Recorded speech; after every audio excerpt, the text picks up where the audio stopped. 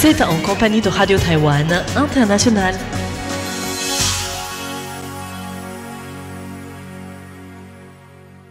Bonjour à tous et bienvenue sur l'antenne française de Radio Taïwan International. Ici Lisa Dufaux pour vous présenter le programme de ce mardi 14 octobre.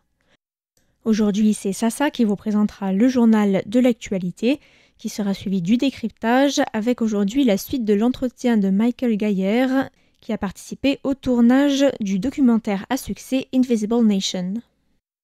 Vous pourrez ensuite retrouver la revue Asie-Pacifique avec cette semaine une revue de presse dans laquelle nous parlerons du Japon, de la Corée du Sud, du Cambodge ainsi que des îles Fidji, mais aussi d'un incident en mer de Chine méridionale.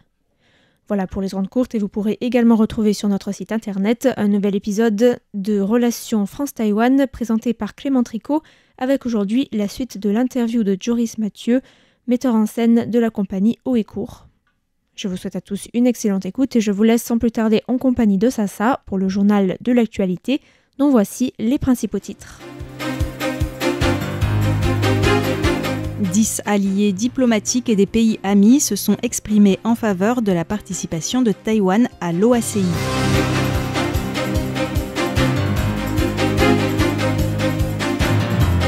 L'entreprise taïwanaise Thunder Tiger présente ses drones kamikazes au salon de l'industrie militaire à Washington.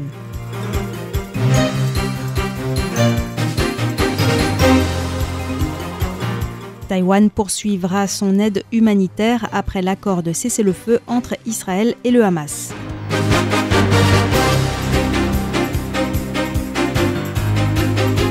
Des universités françaises et taïwanaises lancent conjointement le programme Alain Aspect en physique quantique. « 10 alliés diplomatiques et des pays amis se sont exprimés en faveur de la participation de Taïwan à l'OACI. La 42e assemblée de l'Organisation de l'Aviation Civile Internationale, OACI, s'est tenue du 23 septembre au 3 octobre à Montréal, au Canada. À cet égard, le ministère taïwanais des Affaires étrangères a déclaré aujourd'hui que le soutien international à la participation de Taïwan s'était renforcé au sein de cette institution. Le secrétaire d'État américain au transport a explicitement exprimé son soutien lors de 2 assemblées consécutives. Le chargé d'affaires américain a quant à lui, pour la première fois lors de cette assemblée, réfuté l'interprétation erronée par la Chine de la résolution 2758 de l'Assemblée générale des Nations unies. La France, l'Allemagne, le Royaume-Uni et la Nouvelle-Zélande ont également exprimé indirectement leur soutien. Des alliés diplomatiques tels que Tuvalu, les îles Marshall, Palaos, Eswatini, le Guatemala, Sainte-Lucie, Saint-Kitts-et-Nevis, Saint-Vincent et les Grenadines, le Belize et le Paraguay ont en outre exprimé leur soutien à Taïwan par des déclarations publiques, des communiqués, des lettres et des publications sur les réseaux sociaux. La diplomatie taïwanaise a une nouvelle fois exhorté l'OACI à tenir compte des voix internationales qui soutiennent la participation de Taïwan et à respecter les principes de neutralité en invitant Taïwan à participer à toutes les réunions, mécanismes et activités de l'OACI. L'entreprise taïwanaise Thunder Tiger présente ses drones kamikazes au salon de l'industrie militaire à Washington. La réunion annuelle et exposition 2025 de l'Association de l'armée de terre américaine se tient actuellement à Washington du 13 au 15 octobre. L'entreprise taïwanaise Thunder Tiger, spécialiste de fabrication, recherche et développement et de vente de modèles radiocommandés, a annoncé aujourd'hui sa 3e participation à cet événement mondial de l'industrie militaire. Selon Thunder Tiger, cette participation montre non seulement la puissance technologique de Taïwan, mais met également en avant ses avantages stratégiques dans les chaînes d'approvisionnement contournant la Chine, ce qui pourrait stimuler les exportations. Thunder Tiger présente sur son stand un drone kamikaze fabriqué à Taïwan, Overkill FPV, qui a reçu une certification de l'unité d'innovation de défense américaine. Ces drones et leurs composants font déjà partie de la chaîne d'approvisionnement militaire américaine et européenne. Thunder Tiger négocie actuellement de nouvelles collaborations. Le président de la CEF appelle à la reprise du dialogue entre les 2 rives du détroit. La Fondation pour les échanges entre les deux rives, la CEF, organisme semi-officiel chargé des relations interdétroits, a tenu aujourd'hui son conseil d'administration. À cette occasion, le président de la CEF, Wu Fengshan, a déclaré que si une guerre éclatait dans le détroit, les deux parties subiraient des conséquences catastrophiques. Il a précisé que la gouvernance séparée des deux rives du détroit était le résultat d'une évolution historique.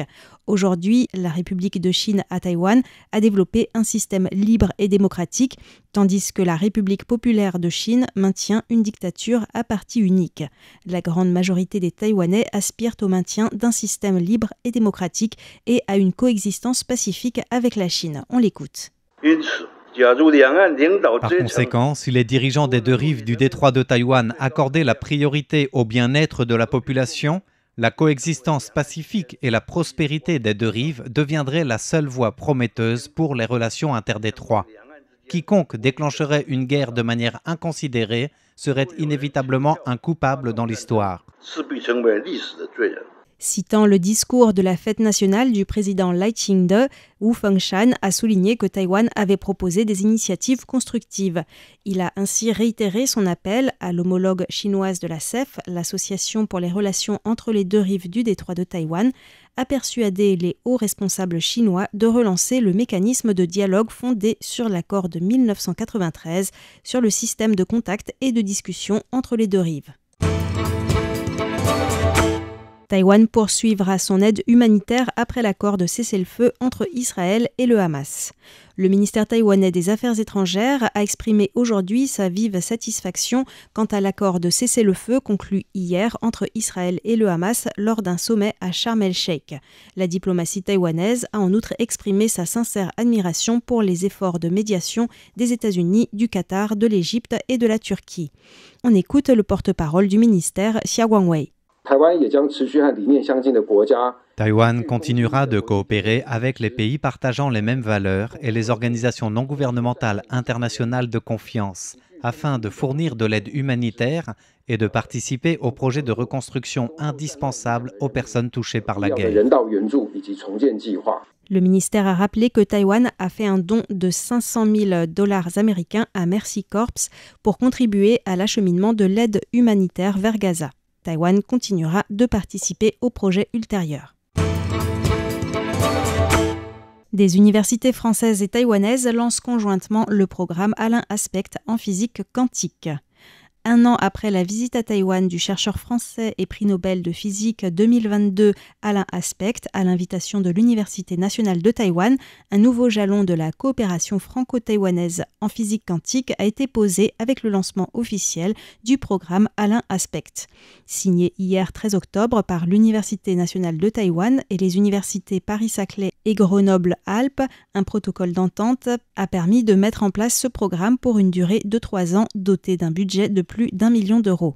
Il vise à renforcer la coopération franco-taïwanaise dans le domaine des technologies quantiques et à favoriser la mobilité des jeunes chercheurs. Le bureau français de Taipei a rappelé que la France et Taïwan possèdent une expertise de classe mondiale et des atouts complémentaires dans le domaine quantique. La capacité industrielle, l'excellence technologique et l'infrastructure de semi-conducteurs de Taïwan s'alignent naturellement sur le leadership français en sciences quantiques. Ensemble, ces atouts constituent le fondement d'un partenariat stratégique solide et durable.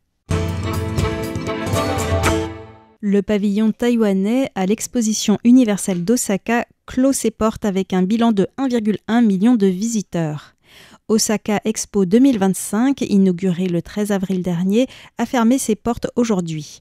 Taïwan, n'étant pas membre du Bureau international des expositions depuis son éviction des Nations Unies en 1971, avait mis en place un pavillon par l'intermédiaire d'une entreprise japonaise, Tamayama Digital Tech, afin de résister à la pression chinoise. Ce pavillon Tech World a attiré plus de 1,1 million de visiteurs pendant l'exposition. Lors de la cérémonie de clôture, James Huang, président du Conseil pour le commerce extérieur et président de Tamayama Digital Tech, a rappelé dans son discours que la présence taïwanaise ne se limitait pas aux technologies mises en avant dans le pavillon Tech World. Au cours de ces 6 derniers mois, plusieurs spectacles taïwanais ont aussi été présentés. Au total, le pavillon Tech World a accueilli plus de 4000 officiels et délégations de plus de 60 pays et accueilli plus de 300 spectacles culturels et échanges internationaux. C'était le journal de l'actualité du 14 octobre 2025. Restez à l'écoute de RTI.